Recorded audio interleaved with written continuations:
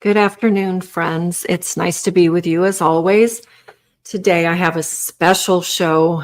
I'm just really looking forward to it. You hear me say that really all the time, but I mean it. Each person that we interview has something special about them, and this one is very special to me.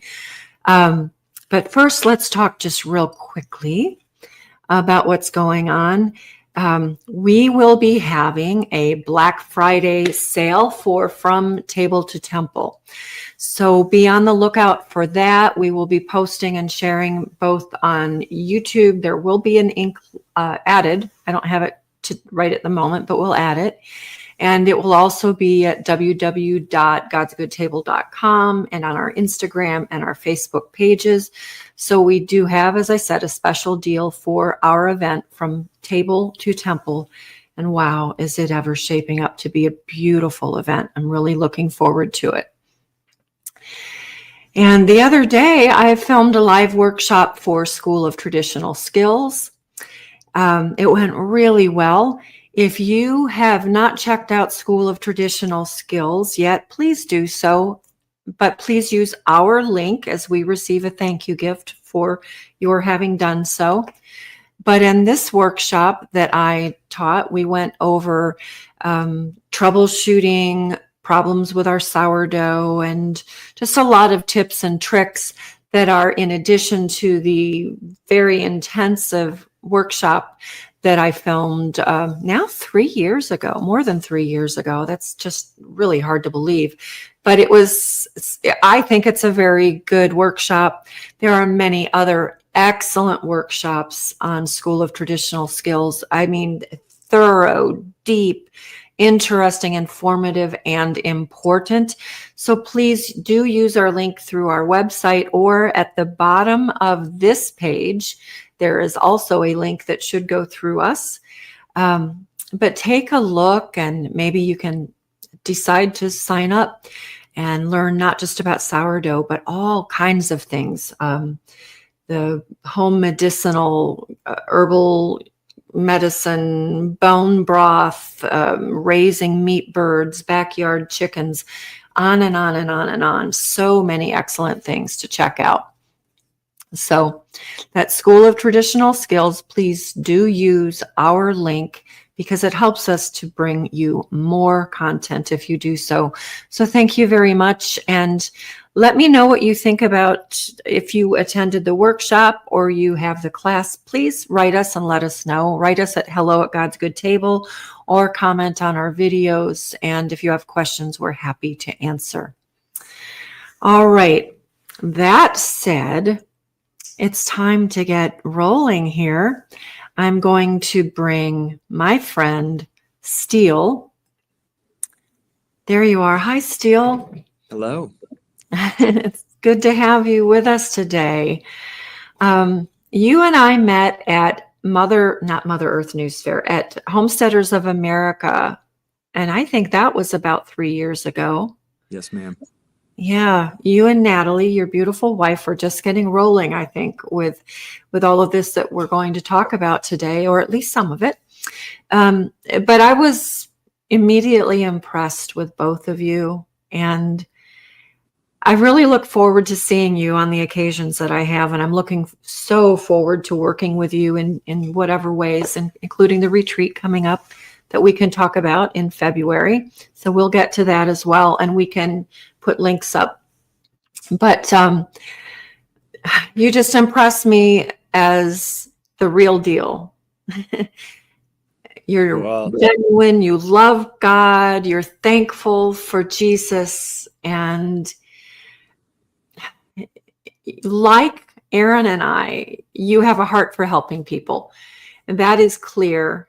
And everything that we do here at God's Good Table is intended to help people. We want to be of service. What you are doing is absolutely, it's beyond important. It's so impressive. I just want to hear and for you to share more about it because I am blown away. I just think that what you're doing is incredible, and I'm still learning. I know just the tip of the iceberg, I think. So today we want to share your story.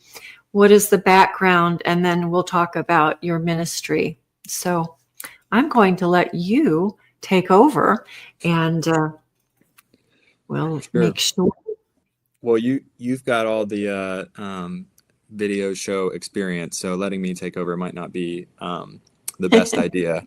But it was amazing getting to meet you 3 years ago, and you brought us into your home that evening Yeah. with our two boys at the time, and so we Yeah. came over late at night, set up pack and plays after the Homesteaders of America conference, and just had some of the most amazing food. And so you invited me to do a show then, but I've never done this before. So 3 years later, I've gotten up the guts to come and hang out with you online. So thank you again for giving me that opportunity.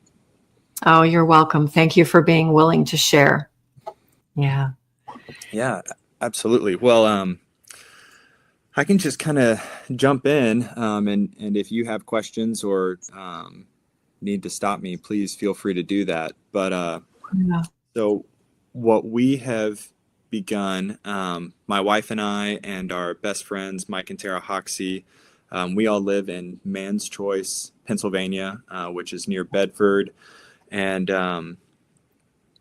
I've been working at a ministry for the last 3 years called White Sulphur Springs, which is a retreat center of Officers Christian Fellowship, a lay-led ministry that's focused on building up members of the military community on any duty location, here in the U.S. or abroad, so that our military would have a vibrant Christian community, and particularly within the officer corps, so that those formations would be led by officers who love the Lord. And so we grew up in that ministry from college through our active duty time, and have loved being a part of it for these last 3 years.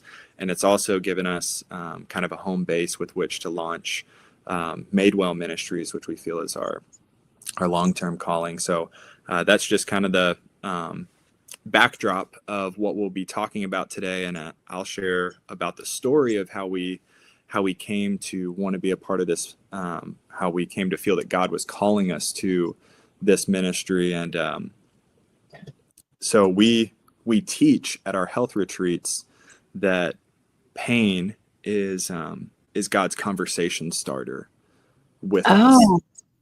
I like that. Yeah, and it's amazing.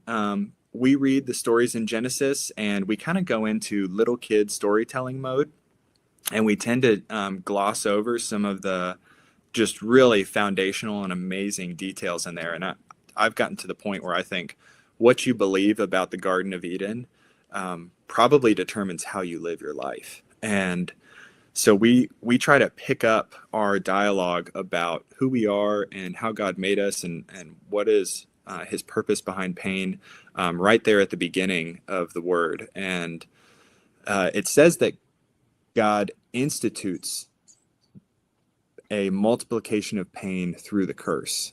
Pain was not an automated reaction to Adam and Eve's sin. God implemented it, and we know that God is love. So there was an intentionality and a directness behind that, which I think God wasn't exiling Adam and Eve to abandon them. We know that because he continues to speak with them and to walk with them. But the multiplication of pain pushes them into conversation with him. And so every time we've done a health retreat so far, we really kind of kick things off with that idea. What is God speaking to you through your pain? What conversations is he trying to have? And then from there, let's talk about how to have the conversation and to receive him, and to delight in his physical design in the same way we delight in his emotional and spiritual design. We all know there's healing there, and I think your audience knows really well that there's healing in his physical design too. Yes. But yeah, absolutely. So we just want to see the gospel preached, spirit, soul, and body, across all three facets of who we are. Go ahead. Well, and I know that all of us living in a fallen world have much pain, emotional pain, as well as physical pain. When you are in the military, I can only assume that that can become magnified. And of course, then you have the potential, great potential for more traumas and more pain. So I'm hearing the pain, pain, pain. And I love that you're looking at it as an opening for a conversation with God. I've never thought of it that way. Well, it's been something that he's been transforming in our understanding these last couple years. That wasn't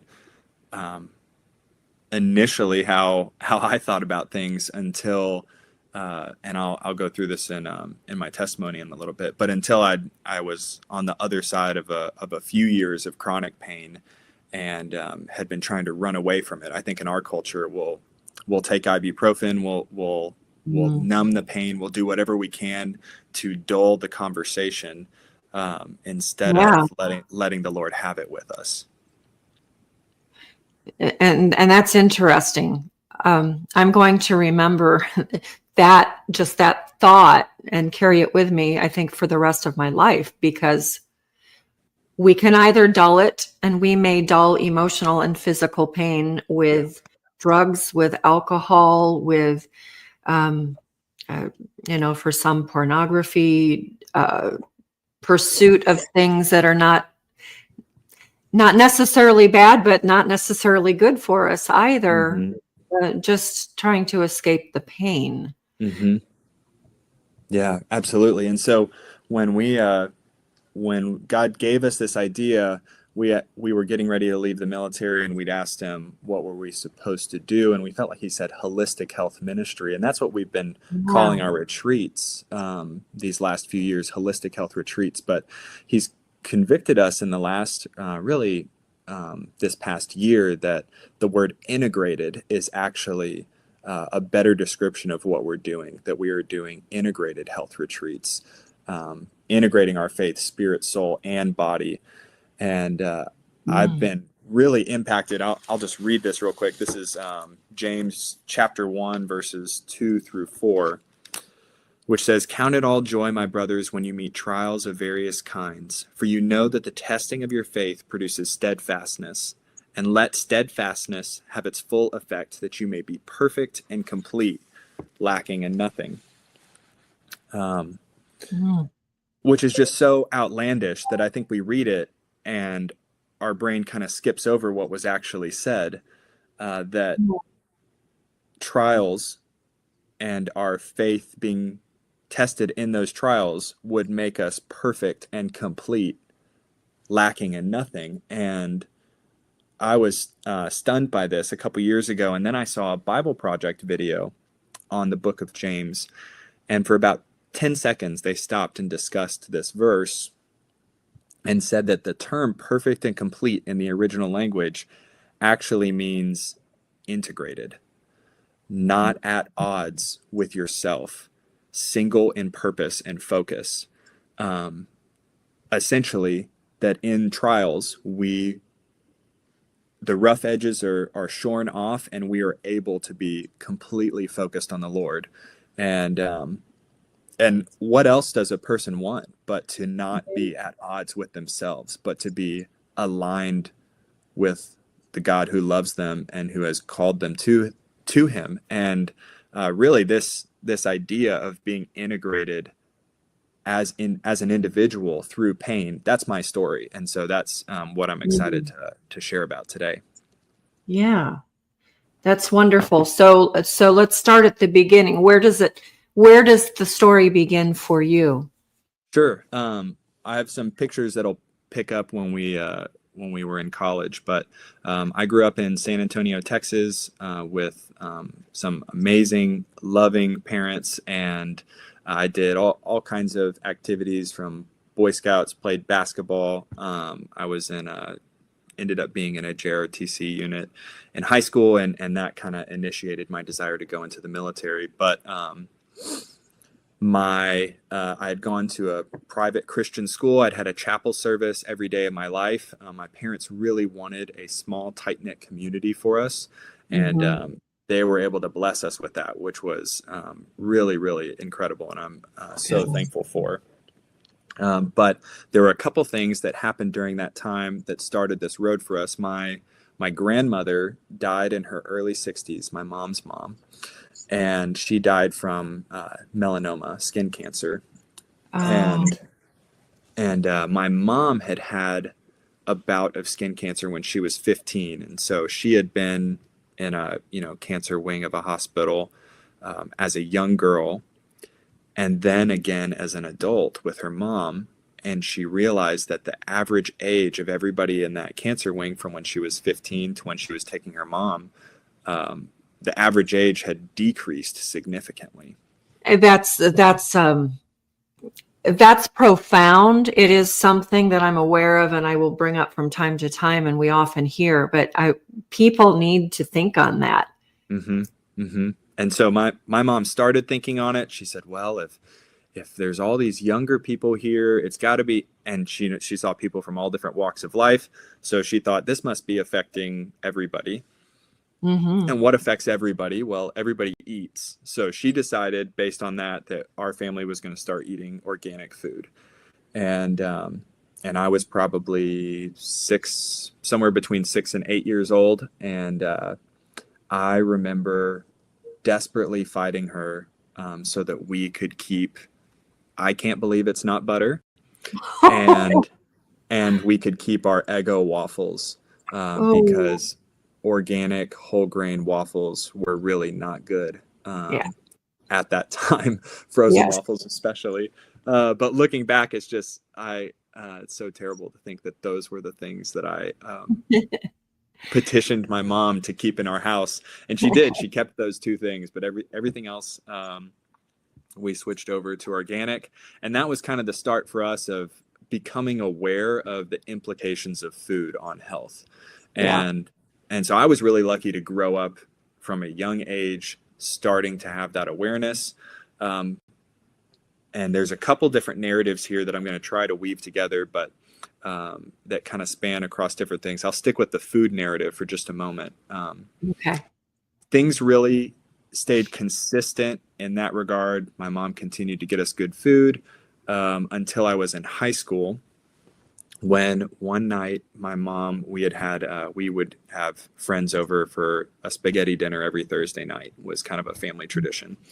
And we'd just cleaned up after having some folks over, and my mom turned to us and she couldn't get any words out. She couldn't speak, and she burst into tears. None of us, my mom, my brother, my dad, no one knew what was going on. And that ended up being the first of over a period of months, a series of complex migraines, which we didn't have that term at the time. And the symptoms presented like stroke symptoms. So at one point she lost vision in her left eye for a few minutes. Another time she lost the ability to move her left arm. And this began a just crazy number of visits to specialists, all different types. They were checking her heart, they were checking her brain. Nobody really had a good answer for what was going on. And eventually she came across someone who gave her an allergy test. And I think the test was called LEAP, LEAP. Mm-hmm. But they gave her this allergy test and they determined that she was allergic to corn, which is in everything. Yeah. All preservatives. And so my mom cut corn out of her diet completely, which means she pretty much cut it out of our diet completely. Yeah. That's what I was thinking. Yeah. So we went from... We'll go through that here. Yes. Yeah. We're all in it together. Yeah. But so we went from eating really good, beautiful food that had some preservatives to essentially my mom was cooking from scratch at home, and her symptoms all went away. And it was miraculous to see that happen for her. Yeah. And so that was very convicting as a 17-year-old to watch this whole thing play out in my home before leaving for college. But I'll pause there on the food narrative and kind of give another side of the story. So when I was in 5th grade, I'd been playing basketball, and do you know what plantar fasciitis is? Yes, I don't know it well, but yes. Sure, I'll explain it a little bit in case there's Yeah. some folks in your audience who don't know. But you can inflame essentially the tendon that creates the arch of your foot, Yeah. and it is a very uncomfortable, debilitating feeling. It feels as if the structure, the underside of your foot is ripping open. Some people will say it feels like they're stepping on a needle or something like that. The Yeah, I've pain heard can that. range, yeah, either from your heel or through your arch. But I started having this pain in fifth grade. I remember the very first time I had it. I thought I'd stepped on a piece of glass, but I was wearing my basketball shoes playing basketball. That's how distinct it was at the moment. And at that Wow. point, we started going to different podiatrists, and they basically said, "Hey, you have high arches, and you need to wear arch support." So that started this process of not just having to find the right shoe, but get the right amount of arch support, and that narrative continued for a long time. And so these stories kind of come together when I went off to West Point for college. And so I think I'll start flipping through some of the photos now just to give some context. Let's see Sure. here. I'm going to go ahead and I'm going to give you the full screen for that. Okay, Yeah. you let me know when it's all ready, and I'll continue. Yeah. It's up now. I have a picture of the two of you, you and Natalie, with the donkey, the army donkey. Yes, yeah. So we both went to West Point in 2014.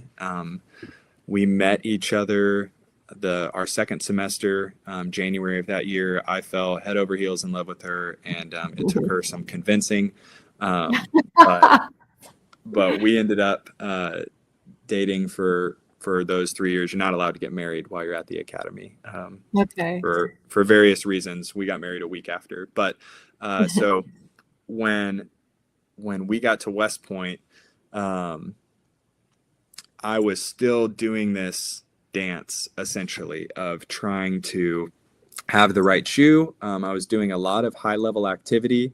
They keep you very busy at the academy, and physically it's very demanding, from boxing class to your athletics. And I was doing essentially some kind of pre-infantry training teams where you're rucking and carrying backpacks and dragging things and people, and very heavy load stuff. And so I was always very concerned about my feet, and really had a question in the back of my mind: why did God make my feet this way? Why? Oh, Yeah, why was I struggling with quote unquote high arches that sounded like just bad luck? And so that idea really, really plagued me. At the same time, this is where my faith really took off. There was a cadet who was a year older than I was, and he approached me one night, my first semester there, and he said, "Hey, I want to disciple you." And I had no idea what he meant by that. So I asked him to explain. And his name was Jack. And Jack said, "We're going to hang out a lot. I'm going to teach you how to read the Bible and pray, and we're going to hang out a lot." So he's just telling you. He's not asking you. He's not suggesting. He's telling you. no, this is what we were going to do. And he let me think about it. And I told him, yeah, I want to grow in this way. And we joined Officers Christian Fellowship, which was the ministry that we now work for. And so that kind of became the nucleus of our church family. And that guy, Jack, completely changed my life, and showed me what a deep and personal relationship with the Lord could look like. And so I'll be forever thankful for him. But I'll kind of pan through some of these photos as we go. So let's see here. Yeah, Natalie was she ran track for West Point, so she was a really high level athlete. She did that her first year, and then we ended up meeting and growing in the Lord together and in our relationship. And as we got closer to commissioning, well, actually, here I'll pause with this real quick. So we had the privilege to go down to Brazil for a semester abroad. And when I had arrived at West Point, like I'd said earlier, I'd come from this home where my mom switched us to eating organic food when I was little. And then in high school, we were essentially eating everything from scratch. And she's a phenomenal cook. She's been cooking at our health retreats that we've run these last few years. And so I tell everybody that they're lucky enough to get my mom's home cooking I'll at those bet events. no longer uses the what was it? Not I can't believe it's not butter. Oh yeah, we are way beyond that. Praise God. Yeah. God-given food. Yes, yeah, absolutely. But so when I arrived at school, I remember seeing a box of food going into our dining hall that had a stamp on the side of it. And I took a picture of it and I sent it to my mom. And I wish I still had the photo, but it said on the side of the box, it said for prison and military use only. Yes. And it was a box of steak. It was frozen steak that we were going to eat that week in the dining facility. And at West Point, they feed 4,000 cadets 3 times a day. And at lunch, they do the whole thing within like 25 minutes. So it's an amazing feat to see. But in order to do that, that's the type of food that comes in. So almost everything's processed. Everything is of that quality. But I'm surprised that it was steak. It was. I think it was a nice dinner that we were having. And so what I'd learned is that when it's stamped like that, the certain USDA regulations don't apply. And okay. But so by the time, once I was there for a semester, I started having really significant GI issues. And that really continued throughout my 4 years at school, which, this is, if we're looking at my education from switching to organic when I was younger, watching my mom go through something, now for 4 years of college, I was going through something directly, struggling with my own health. I thought I was allergic to gluten. I was trying to figure out what was going on. I would cut certain things out, trying to do different elimination diets without really know what I was doing, just going off of my mom's advice. But Natalie and I had the amazing privilege to study abroad 1 semester in Brazil. And so this is a photo of us with our jiu-jitsu class that we did while we were down there. And while we were in Brazil, I had no GI issues whatsoever. Oh, that's fascinating. It was. And it was very convicting to me. I thought, wow, God has healed me. This is amazing. I didn't fully understand it. I mean, I knew about Monsanto and glyphosate a little bit. And so I figured there was some overlap there, but being there for 5 months and not having a single issue, I was overjoyed. I thought I was good to go, but when I came back to school that December, 3 days after being home, all of my symptoms returned that had been present for the 2 or so years of school prior to that. And those persisted while I was in school. And so that was a really key point for me of realizing that what we put in our food has a direct impact. And it was just a major learning point for me. So yeah, that is a very good point. I am appalled that you're getting prison quality food at West Point or any military installment whatsoever. I don't even think prisoners should have to eat that. Actually, I think they should be outgrowing and raising and processing their own food anyway. It would be a good use of time. But it does make me actually very upset and angry. And I've known about this. I didn't know that it was prison or military, but one of our sons-in-law is part-time military. And whenever he goes off on trainings, he carries his own food. He carries a portable plug-in cooler with him or coolers with ice because he refuses to eat that food. Mm-hmm. Yeah, absolutely. The economics of feeding large formations really leaves almost no room to do it in a way that is truly nourishing, which is really sad for the service member. So Yeah. uh, Yeah. so we know that really well, and that was a big part of my story, and very eye-opening to go down and have this experience in another culture and realize that I mean, they had fast food, they had all these different things, but that didn't bother me while I was there. So there really was something a couple layers deeper that was being Yeah. done at home differently than what was being done there. Yeah. Oh.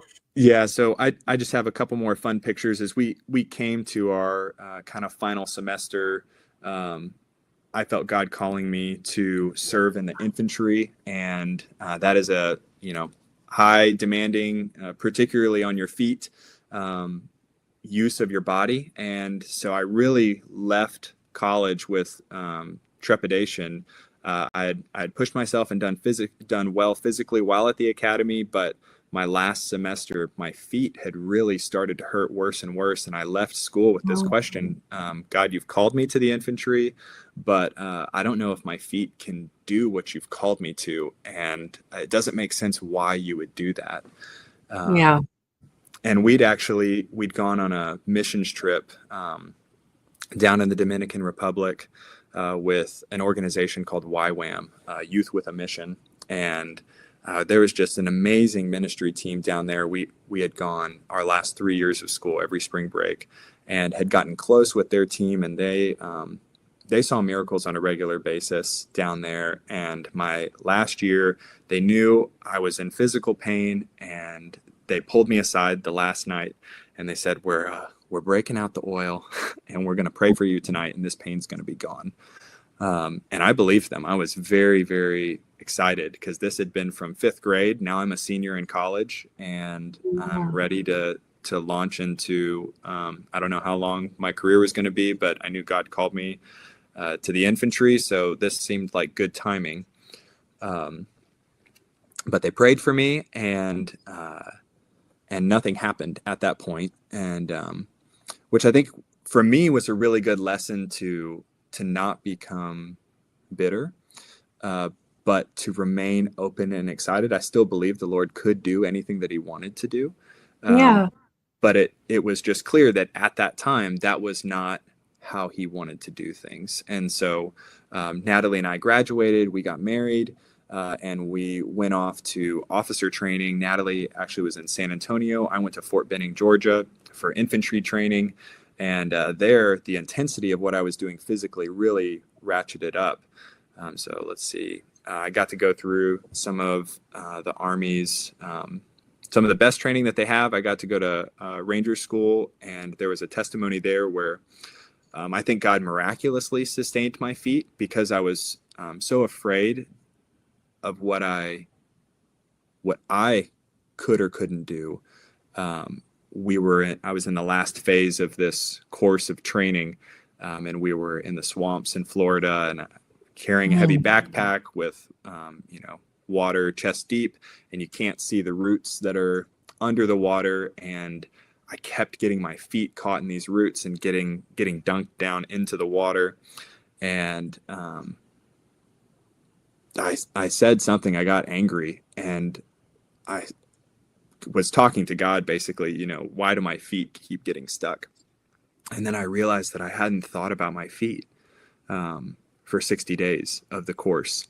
And I just burst into tears. It's not uncommon for a Ranger student to be, shedding some tears, but I was just sobbing as we're doing this movement, realizing that God had miraculously enabled me to do the training that he'd called me to do. And it wasn't until later that he started to teach me about his design for my body. And that's what has kind of started our ministry. So this was just a pivotal time for us.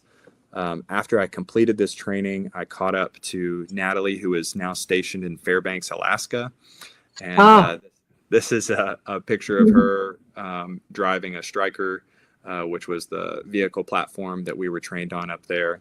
And that's a spoon around her microphone, which is a pretty funny but standard way of making some piece of equipment that doesn't work that well work a little better with some creativity. So I caught up to her, and we had about 3 months together in Alaska. So we got married. We were apart for 11 months while I was in training down at Fort Benning. We got 3 months together, and then we deployed. And so Natalie was stationed in Syria. I was stationed in Iraq. And while we were on this deployment, COVID started. This was 2019 into 2020, and our deployment was extended. So,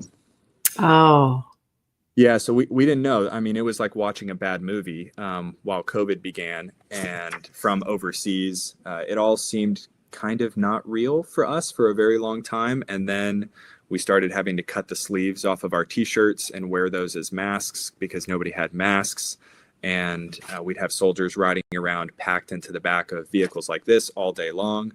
But then once we got out, we weren't allowed to be within 6 feet of each other. So it really was a confusing and eye-opening time, especially for both of us as young officers having to enforce standards across formations. And definitely very formative for us at this point. And so let's see. This was just me and my platoon sergeant at the time getting ready to switch locations. But we came back from this deployment, and this is a picture of Natalie in an amazing Alaskan river, and you probably can't see it, but there's a couple of grizzly bears all the way up at the back, and we got out of the water immediately after this photo. But but this time for us was also relatively critical. The military was trying to figure out how to handle and process the pandemic. And we got home and we were quarantined in our house. And while we were quarantined in our house for 2 weeks, Natalie and I both got COVID. And we came out of quarantine, and but it was delayed. So we had a little bit of leave. And then over the next year or so, the intensity and the pressure towards the vaccine, and then eventually a mandate for the military, became a big struggle and a really just confusing time for us as we were trying to figure out what sovereignty do we have over our bodies while we've committed to serve our nation. And as we tried to navigate that, our Bible study, which was absolutely amazing, had to be split because we were told we were not allowed to have more than 2 family units gather in a home together. That was a guidance from within the military. So we couldn't meet and do Bible study anymore, and so we ended up having the older officers who were in charge of larger formations felt very convicted about breaking a rule that they then had to enforce on their soldiers. And for those of us younger lieutenants, we decided to meet together anyway. And that had to have been a difficult decision, though. It was, absolutely. And so relationally, we all handled it with grace and love, but we were asking ourselves very deep questions during all of this time. And we were in an amazing, beautiful place. I've got a couple more pictures of the Northern Lights here, but this is where our family started to grow as well. So during all of this confusion of how we navigate this as an organization, as a military, Natalie became pregnant, which really alleviated a lot of the stress on her. They weren't enforcing the vaccine mandate on anyone who is pregnant or nursing. And so it kind of came down to what I was going to do. And there was a truly miraculous day. The night before I was supposed to get my vaccine, which I'll just preface this as well. I think in any time, the thing that God wants most from us is obedience. And so I think that there were people who God told, hey, you should get this. You need to get this in order to do what I've called you to do. And I love you and I'm going to protect you. And there were other folks who he said, this is not what I want for you to do. So I don't think it's necessarily specifically one right answer. I think the right answer is obedience. And part of obedience is hearing God's voice. And that's a big part of what we want to do in our ministry. And that's why pain is a conversation starter. Dialogue is a natural facet of our relationship with him, that we would pray without ceasing, that we would know his voice like his sheep. So, but we felt the call not to get the vaccine. And the night before I was supposed to go in, I'd really been struggling with it. And Natalie was 39 and a half weeks pregnant. Whoa. With our first. And so I said, love, if you could just go into labor right now, I would get 3 weeks off, and I could have more time to think and pray about this. And we both laughed at dinner, and we thought that was funny, because I was joking, but it would have been really wonderful. And but then that night we were laying in bed. It was 10 p.m. And I said, God, we are ready to have this baby when you are.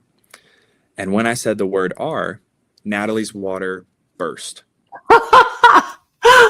Wow. Yeah. And she went into full-blown contractions, and she immediately jumped up and started screaming at me, "Why did you do that? Why did you do that?" As if I knew that that's how it was going to happen.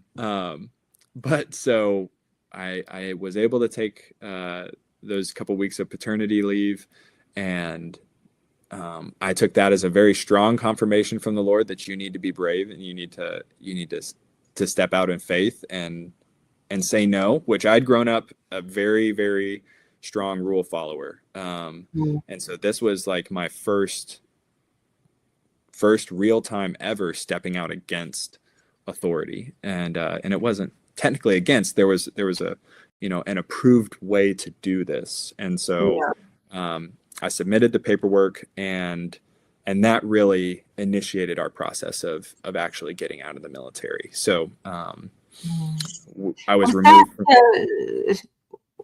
after you had invested so much of your time, your energy, and I'm sure your heart into that. Mm-hmm. It must have been very difficult to decide, well,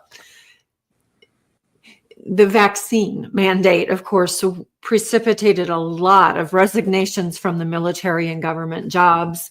But it had to have been difficult, heart-wrenching, not an easy decision, or at least a painful one. No, absolutely not. I mean, from my desire to serve, my desire to follow orders, my desire to be seen in an approving light by my peers and my superiors, all of those things came crashing together, and I had to decide if I was going to listen to God over all of those things. And so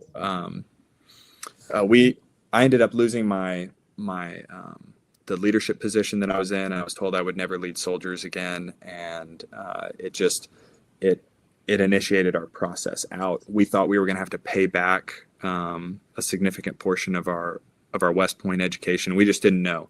And so we were kind of in a race to see what was going to happen first, where we were going to hit our 5-year commitment to the military and be able to get out, or were we going to have to, or were we going to be kicked out? Yeah. Would we get an honorable discharge or a less than honorable? And all of these were questions at the time. Yeah. And so we just kind of buckled up and went with where we thought the Lord was leading. And in that, he absolutely blessed us. This is when we asked him, God, what are we supposed to do with our lives? And he brought the experiences with my feet, which I apologize, I skipped over a little bit. On deployment, I had been given a book written by a physical therapist. The name of the book is crazy. It's called Becoming a Supple Leopard. And it's all about taking care of your body and improving range of motion so that you can have not just healthy function, but optimum performance. It's from a guy who worked closely with high-level athletes. And there was one sentence in the book that said, in 9 months, you can rebuild your arch, the arch of your foot, if you're diligent. And I was completely stunned. I'd been to, let's say 5 podiatrists over 12 years from 5th grade all the way through college. And I'd had this miraculous sustainment of my feet through ranger school. But no one had told me that I could repair my feet. And in the instant that I read that, I realized God made my feet well. Mm-hmm. But I had put a cultural implement. I'd put a Western shoe, and he explained a little bit more about this in another book that he had specifically about running, where we have a tight toe box and an elevated heel, both of which impair foot function. And when I came back from deployment, I put on, barefoot shoes, and I haven't looked back. And I've Good. I'm probably 96% better than what I dealt with from 5th grade all the way through college, just by Wow. Wonderful. Yeah. And so this was the key shift for us. We'd had all this experience with food, but now I was able to come back to God's design for me physically, and to realize that all of that pain was not because God messed up. Right. It was Yeah. because I had stewarded what he made improperly. Let's just dwell on that for a moment. This is something that I think about a lot. Mm-hmm. It is profound. People need to know, dwell on, think about this, and have a conversation with God about it. Because so often people do blame their physical problems on God just, or somewhere along the line, something messed up. Mm-hmm. No, it may have been that your mother and your grandmother just didn't know about Mm-hmm. food and nutrition, and that you didn't. But obviously, like with your experience being in Brazil and not having those gastro issues, it speaks volumes, doesn't it? Mm-hmm. It's not, God's design is perfect, but we mess up. We Mm-hmm. mess it up, and usually unknowingly. Mm-hmm. But once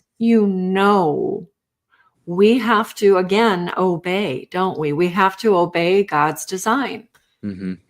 Yes, absolutely. And he's given us his son, who is the paradigm of obedience. And he comes and lives in us so that we can be obedient to it. So it's not just that we have to figure it all out and check all the right boxes, but it's one of my favorite verses is in 1 John 2. It says, we will walk even as he walked. And I love nerding out about just picturing the sandals that Jesus would have worn. And I guarantee they didn't have a raised heel. And No, definitely not. No, and so I know the verse means so much more than that. It means that our life lived should look like his life lived, and that only happens if this thing called Christianity is about way more than going to heaven, but about dying so that Christ can live in us. And that's a big part of what we talk about. We come with all of these issues and challenges, and this is where we were at this point in Alaska where we were out on a ledge. God, what are we going to do next? And he combined look what I taught you through your feet about how beautiful I've made you. You did not, or I did not mess you up. Look what I have shown you about your diet and what it means to eat the way that I have designed. And then we've been doing Bible study. We've been pursuing him. We have known over the years that things are better when we do it his way emotionally and in our spiritual relationship with him. But he took all of these ideas and he combined them together. And Natalie and I were sitting on the couch, and we felt like he said, holistic health ministry. And then it was like a million ideas were there in between us, and we just sat down and talked through it all. And we're in the process of enacting a lot of those now, which is a tremendous gift. And so we started preparing to leave Alaska. Here's some more pictures of the training that we do up there in Fairbanks. It can be, easily negative 25. And so Wow.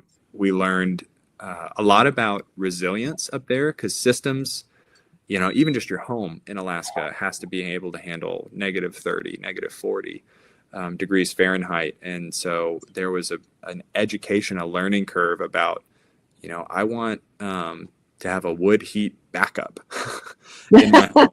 And that's the gift of God's design. That's the resilience of God gave us trees, and we can steward that. And so, and as we had our first son, there's just a big period of growth for us in many, many ways. Just the beauty of nature there. That's pretty close to where our house was. But this was this.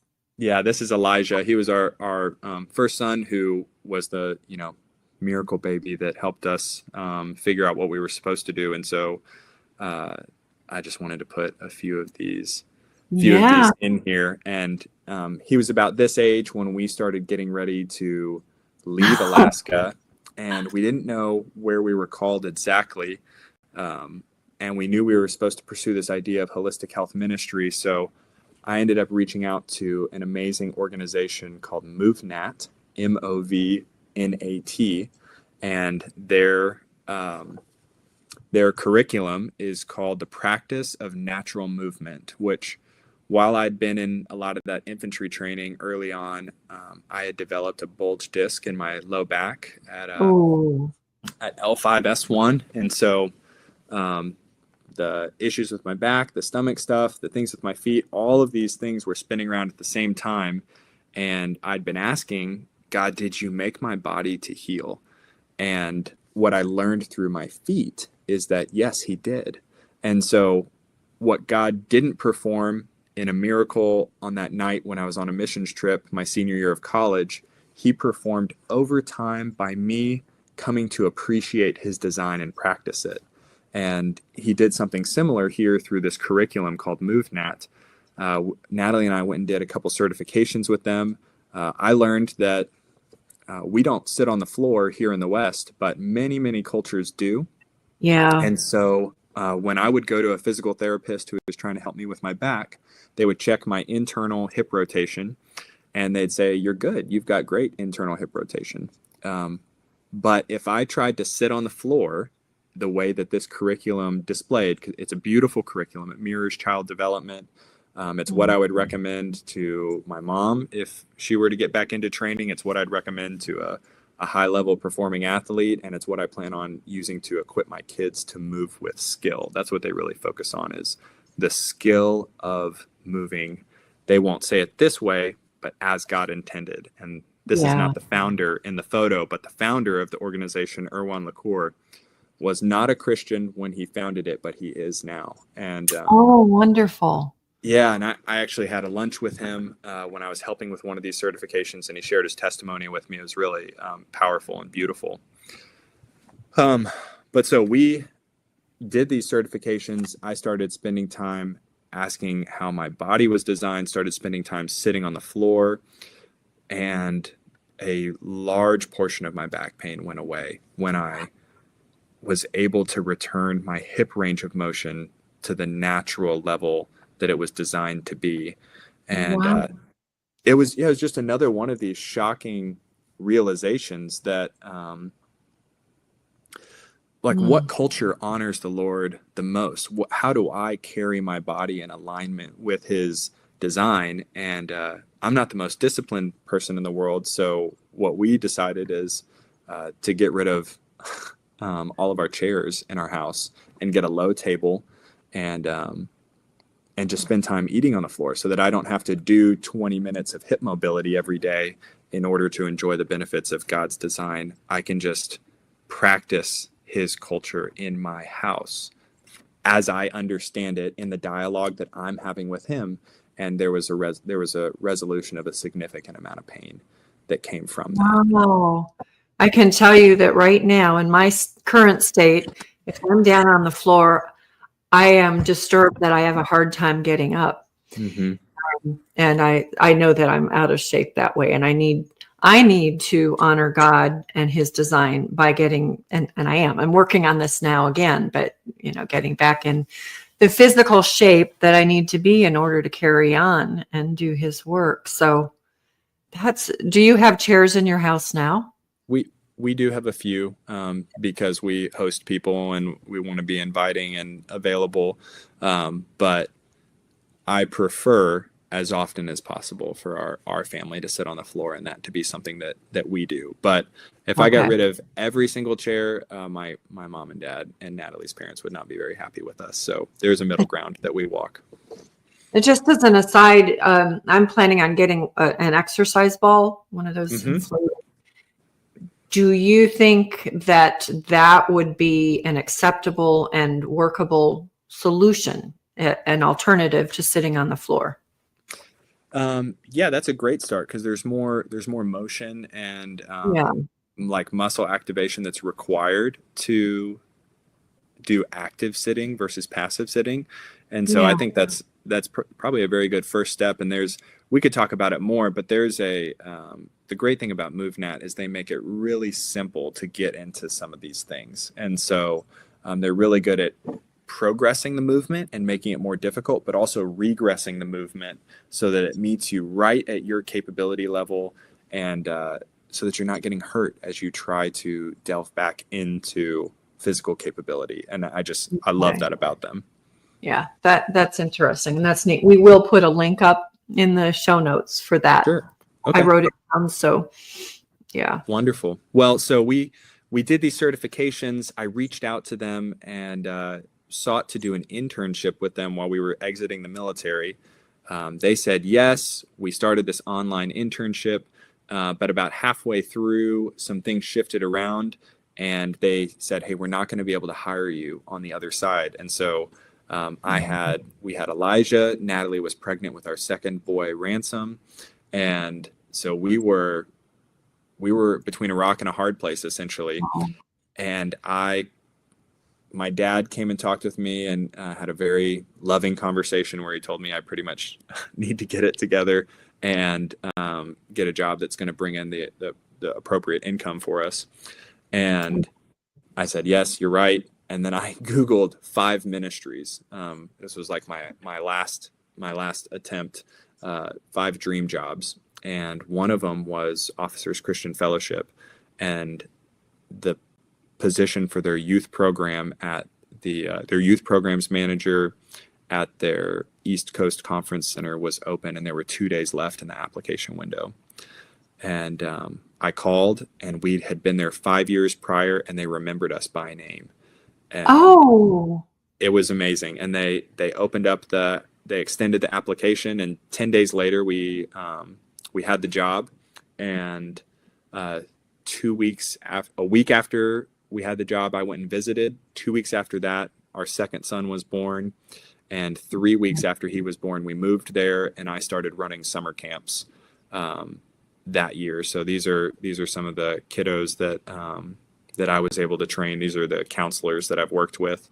And so we run adventure weekends. This is a father and son adventure weekend, teaching kids how to rappel. So this is a young boy rappelling upside down with his dad belaying him. But these are all at White Sulphur Springs, the conference center where we've been working, and where we've also been able to start running our now integrated health retreats. And so this is our family with our 2 little boys. Ransom's on the left, Elijah's on the right,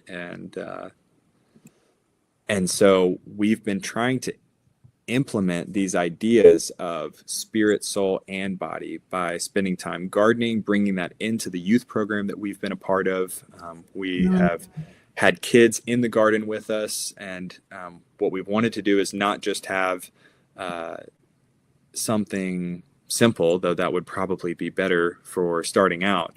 But you can see in the background, we had a chicken coop, and there's a Joel Salatin style rabbit tractor back there. And we ended up, my counselors one year acquired ducks without telling me, and they were hiding ducks from me.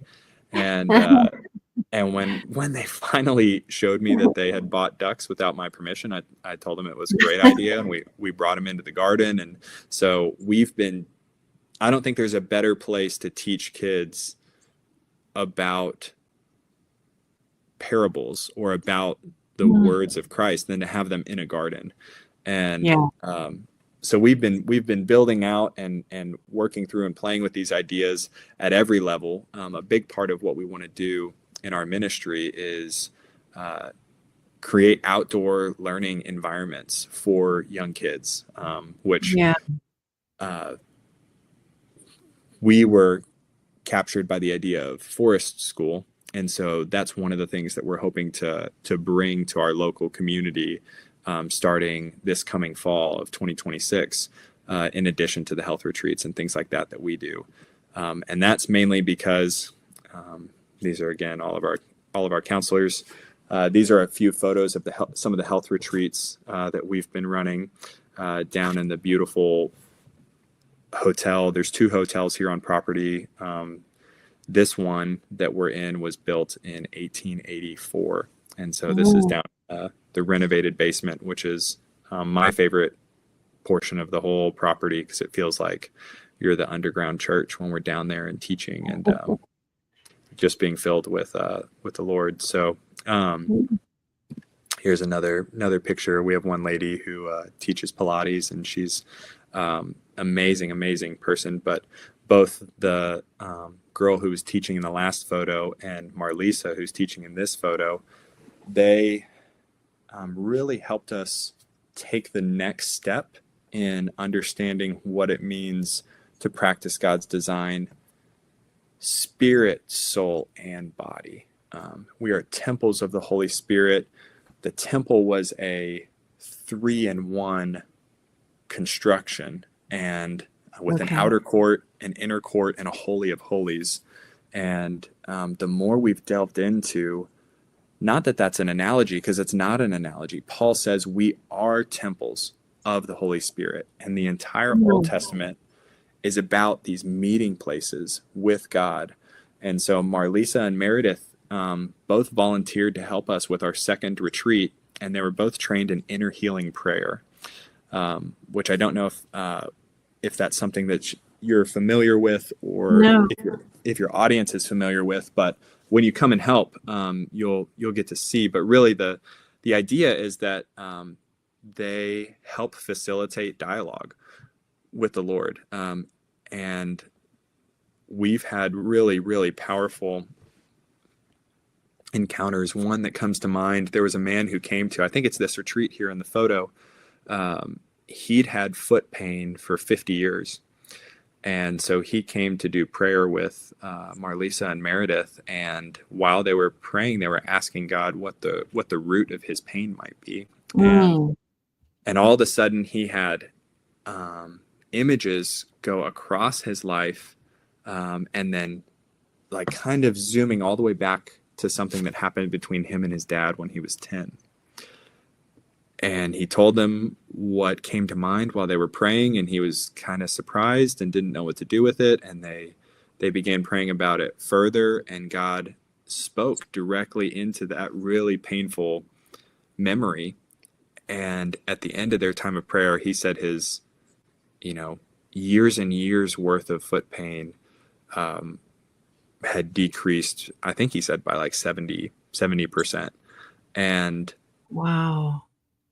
And I had never seen anything like that really before. I'd heard many testimonies, but to watch us receive what Christ has accomplished in the Spirit, and to accept that in our mind, will, and emotions, and then to see a physical alignment come from it, was really stunning for us. And there was kind of like a small prayer revival. And we already work at a ministry, so it was in our ministry. People stayed after this retreat. They came back 2-3 days later. One of the gals prayed probably 50 hours leading people through prayer that next week. And we realized that we got into this for the beauty of God's physical design. But really, the authority of Christ starts in the Spirit. And Yes. absolutely. And so if we if we don't teach that, then we might just be creating that list of things to check, to try and practice an outward system, which that was the Old Testament. That was a purification of the body, in order to be in God's presence. The high priest goes into the temple once every year. And now that the veil has been torn, God's presence has taken up residence in us, and that starts by faith. And so what we want to do is make all of what we eat, what we do, how we use our bodies, how we interact with one another, all of that should just be worship, because we are so profoundly overcome by what he's done for us in the Spirit. And so that's how we're learning to steward these conversations. God's teaching us every day, but there is a joyous overlap in all of these things, and he's used our lives in the process. And so now, where we are, our best friends, Mike and Tara Hoxie, who were stationed with us up in Alaska, they came here to White Sulphur Springs almost a year ago exactly, right before Thanksgiving of last year. And so this is them, and they're helping us put together what this could look like. Our goal, kind of our vision, so to speak, is to see image bearers made well through God's restorative design.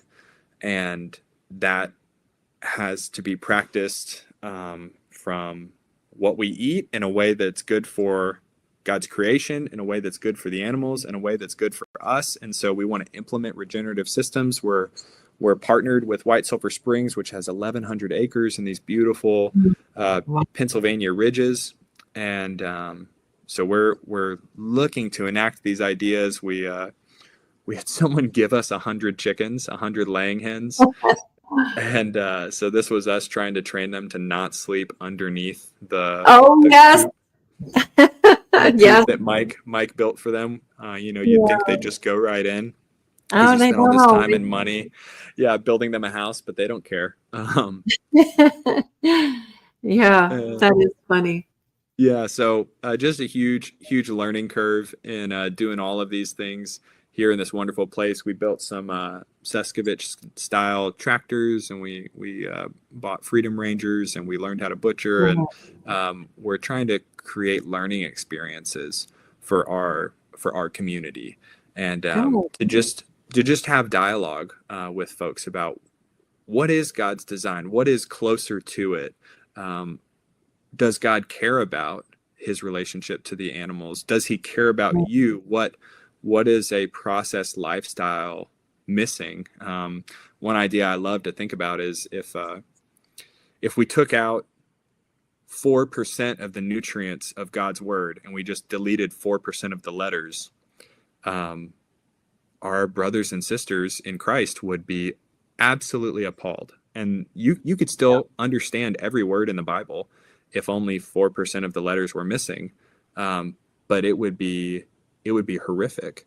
And I actually think that we do that metaphorically. And that's why we have so many fractions of Christianity. It's because people selectively put blinders on or dismiss a lot of what God's word does say on a spiritual as well as a physical level, and it messes us up badly.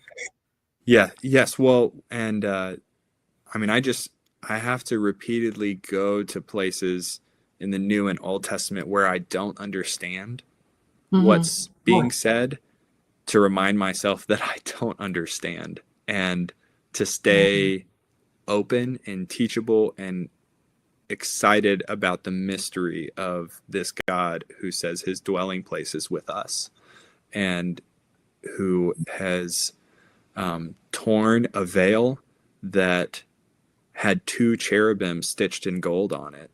And those 2 cherubim were meant to remind every person who was aware of it about two cherubim that God put outside the entrance to the Garden of Eden when Adam and Eve were removed. And Oh, absolutely. And there was an angel with a flaming sword, or a flaming sword that spun in all directions outside the Garden of Eden. yeah. Right before the veil in the Holy of Holies, there was an altar with an eternal flame. And so the imagery of the temple and the tabernacle was all about Eden.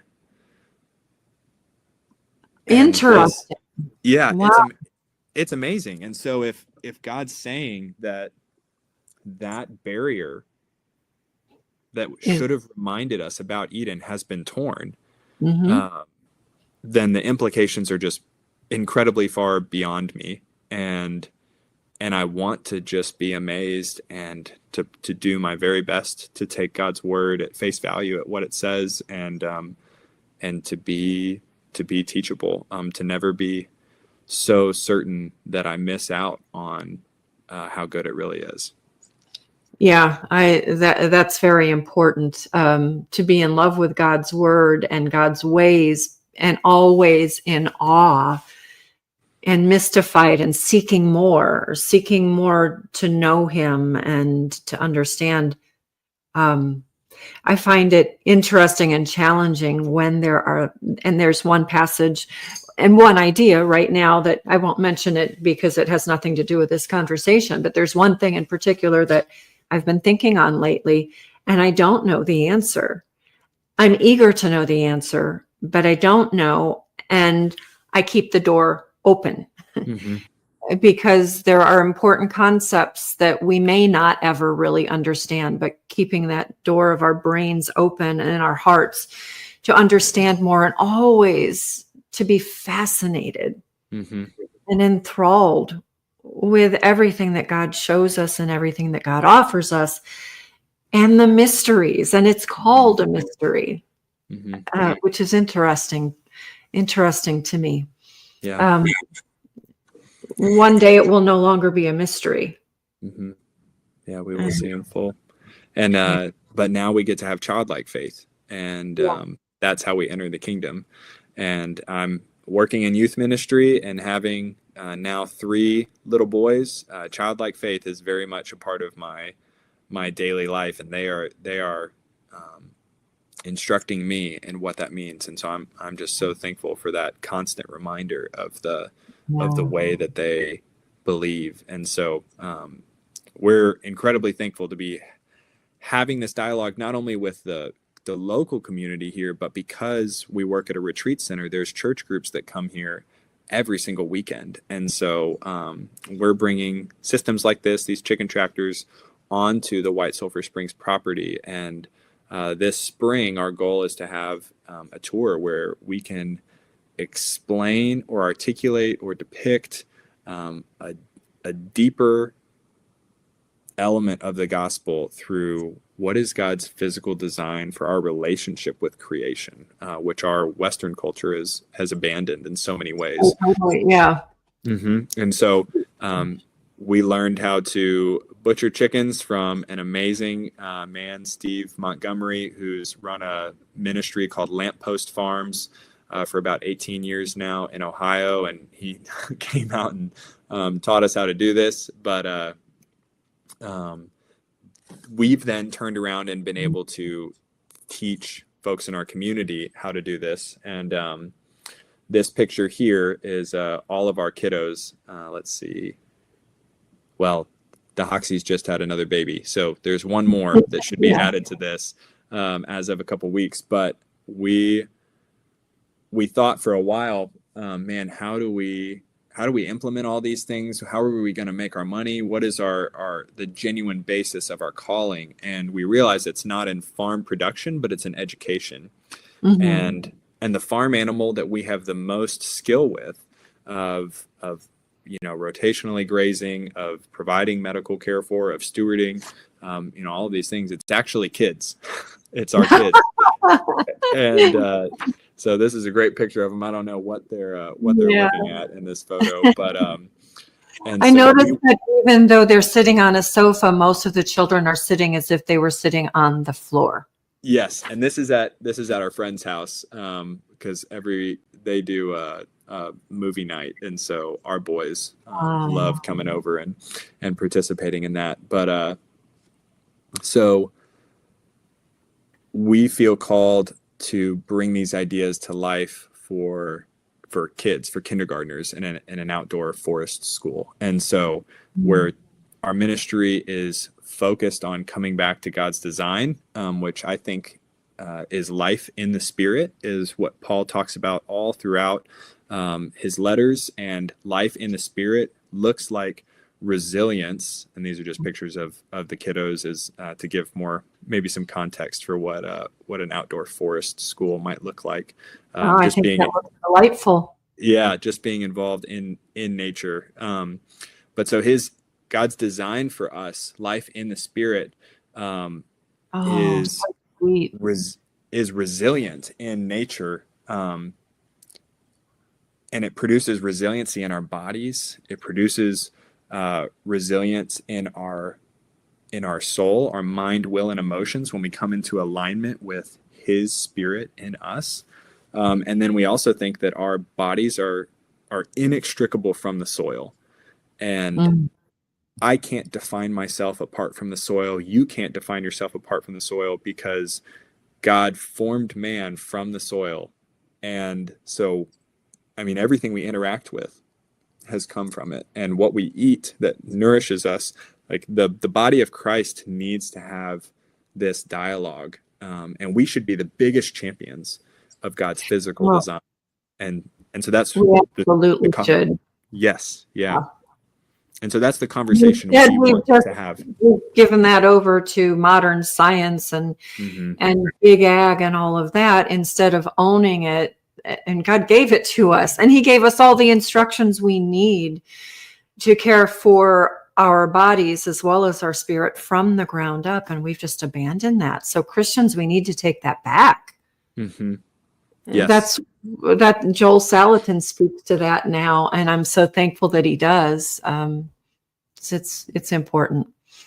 Yes. Yeah, absolutely. And so I think there's a lot of people in the body of Christ who are being motivated towards this end, and it's part of why you and I connected so quickly back in 2023. There's a shared heart for a gospel that spans spirit, soul, and body, and we can't pick and choose.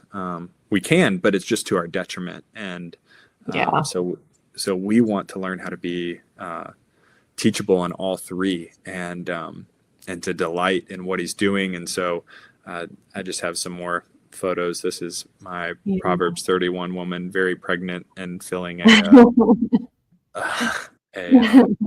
little pool for the duckies. A little pool for the ducks. Yeah. I think this was this probably would have been Easter, but I like that. Oh, yeah. So this is Tara and Natalie and all of our crazy, amazing farm animals. And so we're just trying to put these things together. Our next health retreat is, let's see, there's Noah, our newest one. This is at the Homesteaders of America conference where we saw you, where we were sharing about our upcoming health retreat, which is in February, the last weekend of February, the 27th through March 1st, where we will be teaching along you'll be teaching along with us, which is incredibly exciting. I'm excited about that.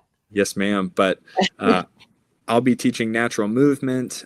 We have an in-depth, initial discussion about pain as God's conversation starter, and really try to give a scriptural foundation for that, and a scriptural foundation for dialogue with the Lord. We look at what does it mean to come into alignment with God in the Spirit? How do we carry that in our soul, our mind, will, and emotions? A huge emphasis in inner healing prayers, just on the basics of forgiveness, confession, and repentance. And I think I have been continually amazed at the emotional and physical signs that come from forgiveness and come from repentance and confession. And so that's kind of the foundation of that prayer ministry. And from there, we've had people teach sourdough bread making. We're excited, and I'd love to give you a moment to talk more about sharing with what you're bringing through Weston A. Price and God's Good Table for the nutrition portion. But we do natural movement, and then our friend Marlisa does Pilates, and we just try to have a discussion across all facets of the body. What does it mean to steward, not just to steward this temple, because that can kind of sound like a checklist, but to worship in the temple, to cultivate God's presence in the temple, and to be an overlap of the kingdom of heaven and the kingdom of earth, the way that Jesus taught us to pray. We can't do the second without doing the first. If we're not stewarding our bodies as God designed, then we can't follow through. So it's such an important thing. Mm-hmm. We should not overlook. Yeah, absolutely. And so I'll just throw this up here real quick, but this idea of I had bought one of the Make America Healthy Again hats last year, and I wore it for a couple weeks, and then I felt like it just wasn't a complete enough concept. And I was praying about it one day. I was like, God, this just doesn't feel right. And this idea of making Earth Eden again came to mind, and I think there's a physical action to that. But first off, like we said, the spiritual precipitates or precedes or underpins the physical. And if we are temples and the veil's been torn and the imagery of the temple was all about Eden, then I think we are called into a relational reality where we walk with God the way that we are intended, and Christ paid for that. And so this is just one of the items that we've put together out of obedience and are excited to start sharing and to preach the gospel in a way that has implications on not just our hands and our feet and our hearts, but also what we eat and how we relate with the world around us. So I think we're kind of here. These are some other things that we've been building and getting ready to practice. This is the Justin Rhodes chickshaw, because little kids can move this around, and so in our forest school we want to have systems that kiddos can interact with, and these are a couple interns who Mike was teaching how to build these things at White Sulphur Springs. There's an amazing internship program, like a gap year opportunity, and so we have folks who can come and be discipled heavily and learn how to work hard and run a retreat center. And if they desire, they can work with our ministry, which in their vocational time teaches them about regenerative agriculture. And so that's another facet of what we're doing right now. And so I'll just pause there. Thank you so much for just the chance to share. And in a minute here, I'll come out of this screen because I haven't been able to see you. And so I apologize for maybe interrupting you or stepping on your toes as we've been going. Fine. Can you see me now? Do you see me on your screen? I'm going to exit out of this. Oh, yeah. Quick, and then come back over to you. Yeah. I'll just read there. Yeah. I love all of these things that you're doing, and your story is very compelling. You really have spoken to everything that is at the heart and soul of God's good table, and that's in my heart. I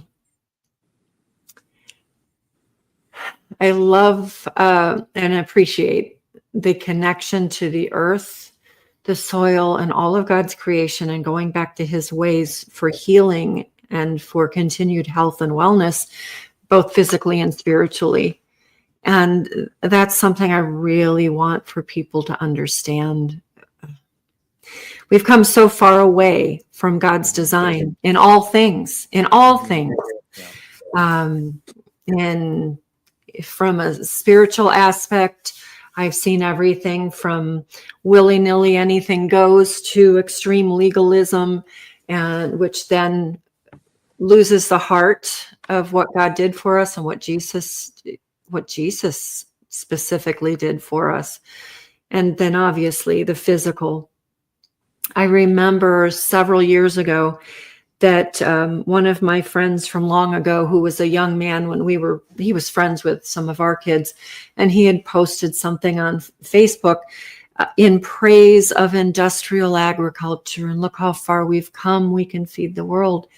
It really bothered me, and it bothers me to this day. This man he's a husband and a father now, and an excellent man. I can't say anything negative. I wouldn't anyway, but he's just a really good young man. But that viewpoint is so common today amongst the Christian community. And I think of all of the people who are sick and asking for prayers and may the chemotherapy work or the this or the that, and they're not looking at what they're doing with every bite that they take, and what the world of agriculture, even Christian farmers, are doing with spraying and monoculturing.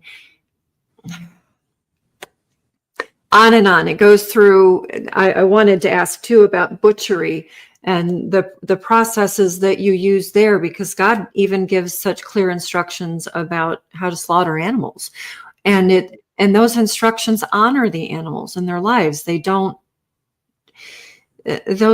God's ways are always good. Mm-hmm. They're never harmful. They never cause pain. Although we use the pain, just as you said from the very beginning, pain is like an opening to a conversation with God. But we hurt everything about this earthly world from the ground up, and then our spirits by following man's ways instead of God's. And I think that your story and all that you're doing is articulating and demonstrating that when we return to God and we honor him, we seek him, and we seek to understand him and his ways, it provides healing on every level and health on every level. It's not to say that harm that has been done in the past will just automatically be wiped away. Mm-hmm. It doesn't work quite like that. And I think that part of having to deal with pain every day, including just the loss of loved ones and such, should be pointing us back to God and to heaven. Mm-hmm. This world is not our home. It's temporary. But while we're here, we should be stewarding every facet of this physical world that we have. And Steele, I see that you are doing that. You're honoring God in the whole process, and you're so inspirational, so inspiring to me and to others. And I'm just glad that you're doing what you're doing, and that you've found answers, and you're still seeking more answers and seeking to learn more. May that continue through to the very end. Until we go to heaven. Thank you. Yeah, thank you so much. And I just kind of want to read the verse that we started with again, if you're okay with it. Yeah. Count it all joy, my brothers, when you meet trials of various kinds, for you know that the testing of your faith produces steadfastness. And let steadfastness have its full effect, that you may be perfect and complete, lacking in nothing. And I think what you were describing earlier, we resort to productive systems when we aren't confident that our Lord can produce and provide for us. And he may provide through trial, and he may integrate our lives through trial. And that's a Yeah. promise. That's an opportunity. And that's what he's done for me. And so we just want to facilitate the same conversation that the Lord has had with us for others, because it's been an incredible blessing. And so thank you for letting me share a little bit about this and Well, get my feet wet in this whole online Zoom call live thing. It's really cool. yeah. Well, we do enjoy it. We enjoy sharing and bringing good people and good ideas to those who will listen. And I just want to say Philippians 4, starting in verse 6, do not be anxious about anything, but in every situation, by prayer and petition, with thanksgiving, present your requests to God, and the peace of God, which transcends all understanding, will guard your hearts and your minds in Christ Jesus. So as we're seeking answers to life's problems, remember those verses and remember those thoughts and take everything to God. I've got a lot going on in my heart and mind right now, and I'm really trying to refocus and seek God's will in my life. And I'm going to just continue to do that and try to continue to help other people. I always say it's not about me, it's not about you, it's about God. And we need to be seeking him continually. And you're doing that, seeking ways that we can be a benefit to others and a blessing. So thank you for that. I think you've been a real blessing to me and to our listeners today. And I'm just very, very grateful. So we'll come back and we'll share information about the retreats as well. Are they open to anyone or? Okay. Yes, ma'am. So we'll definitely be sharing information about those. And I look forward to being a part of any that I possibly can. I love the idea. So thank you. Yes, ma'am. So thank you. You're welcome. We might be coming back with you another time. I'm sure that there will be more things that we can talk about. But for now, we'll just say thank you and goodbye. And I'm going to close out now. Okay. That was such a good conversation. So inspiring. And I always watch these at least once afterwards to pick up more on whatever people have said that I can learn from and grow from. So I'm sure I'm going to be listening to this while I'm working today again, because Steele brings up a lot of very good points. I'm eager to share with you more as time goes on about the retreats and about White Sulphur Springs and about the ministries that Steele and his wife Natalie are part of. And I think I'm going to contact Maralisa also about Pilates. That's something I've been thinking on also. But we'll come back to you. We have some interesting conversations coming up with some really cool people. I say we're all cool. Everyone has value, but just interesting stories and interesting things going on. So I'm not going to let the cat out of the bag right now, but we have some really cool things coming up. So I am going to close for today, but thank you very much for tuning in, and we appreciate all of you so much. Please like, share, subscribe, and buy us a glass of raw milk if you'd like. There's a tab down below. Thank you. You all have a great week. Bye-bye.